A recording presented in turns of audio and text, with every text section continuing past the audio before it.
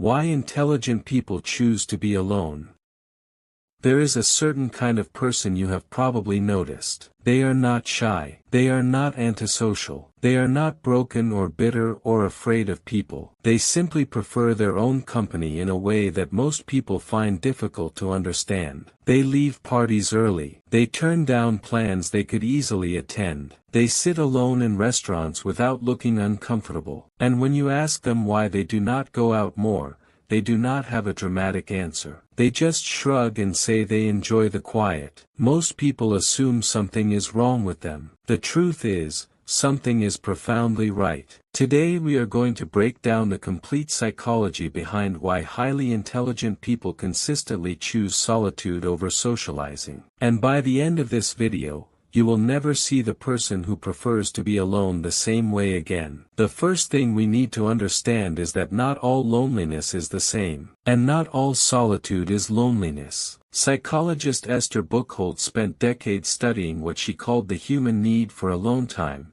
a concept almost entirely absent from mainstream psychology, which has historically focused on connection, attachment, and belonging as the primary drivers of human well-being. Buchholz argued that solitude is not the absence of connection. It is a different kind of need, equally essential, equally human, that certain people require in larger quantities than others in order to function at their highest level. The question is why? Why do some people need more solitude than others? And why does that need appear so consistently in people with higher intelligence? The answer begins with something called the savanna theory of happiness. Evolutionary psychologists Satoshi Kanazawa and Norman Lee proposed that human happiness is still largely governed by the preferences of our ancient ancestors on the African savanna. For early humans, living in small tribes and maintaining close social bonds was essential for survival. Food sharing, collective defense,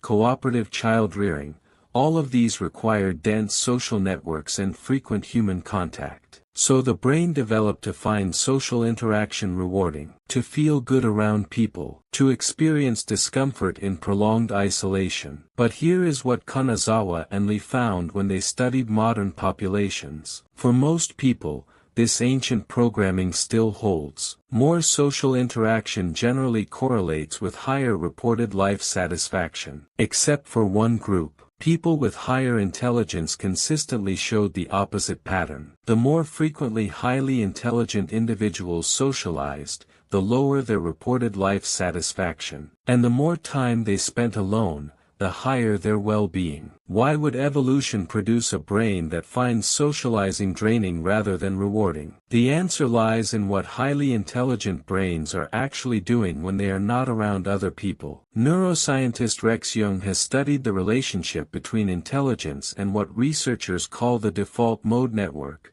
the system of brain regions that activates when a person is not focused on the external world. When you are daydreaming, when you are thinking about the future, when you are making unexpected connections between ideas, when you are doing the quiet, invisible cognitive work that produces insight, creativity, and original thought. Jung's research found that highly intelligent individuals show significantly greater activation of the default mode network during rest states. In simpler terms, when a highly intelligent person is alone and apparently doing nothing, their brain is working at an extraordinary level of complexity. Social interaction interrupts this process. It is not that intelligent people dislike people. It is that conversation, social performance, and the cognitive demands of managing group dynamics require the brain to divert resources away from the internal processing that intelligent individuals find deeply satisfying and creatively essential. Every social obligation,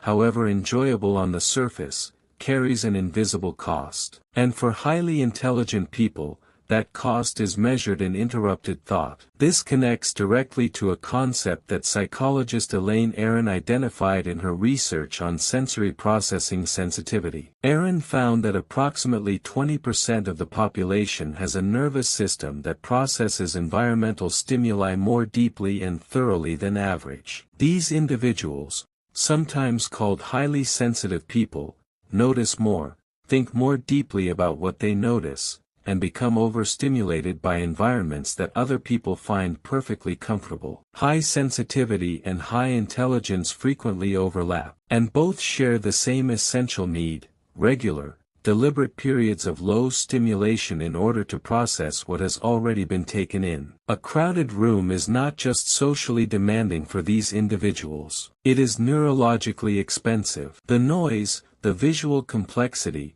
the emotional undercurrents of group dynamics, the need to monitor multiple conversations simultaneously, all of it is being processed at a depth that most people never experience. By the time a highly intelligent, highly sensitive person leaves a social environment, they are not just tired in the ordinary sense. They are depleted at a level that requires genuine solitude, not just quiet, but the complete absence of social demands, in order to recover. This is not weakness. This is the predictable result of a brain that is always, even in casual social settings, operating at full capacity. There is a second reason highly intelligent people choose solitude that is less frequently discussed, and it has nothing to do with energy management. It has to do with the quality of conversation. Research on intellectual development consistently shows that highly intelligent individuals develop what psychologists call a need for cognition,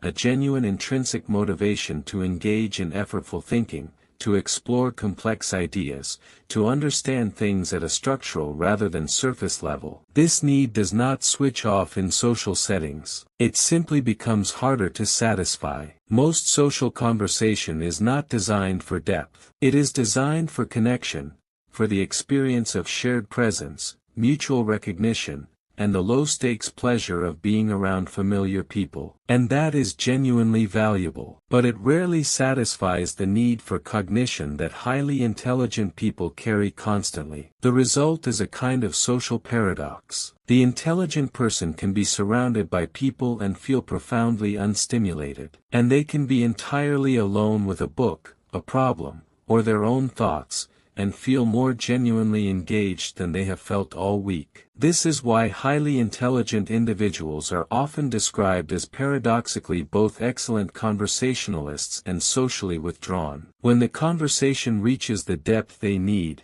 they are fully present and deeply engaged. When it does not, they are physically there and mentally elsewhere. Solitude is simply the more reliable path to the kind of stimulation their minds actually require. Carl Jung wrote that the privilege of a lifetime is to become who you truly are. What is interesting about this quote in the context of solitude is what it implies about the cost of constant social performance. In social settings, all of us engage in some degree of self-presentation, the management of how we appear to others, the adjustment of our behavior to match social expectations, the performance of the version of ourselves that is appropriate for the context. For highly intelligent people who think deeply about identity, authenticity, and the gap between how they appear and who they actually are, this performance is not just tiring, it is philosophically uncomfortable. Solitude is the only environment in which the performance stops completely, where thought does not need to be translated into socially acceptable language before it can exist, where a conclusion does not need to be explained or defended before it can be explored. For people who spend significant cognitive energy thinking about the nature of their own minds,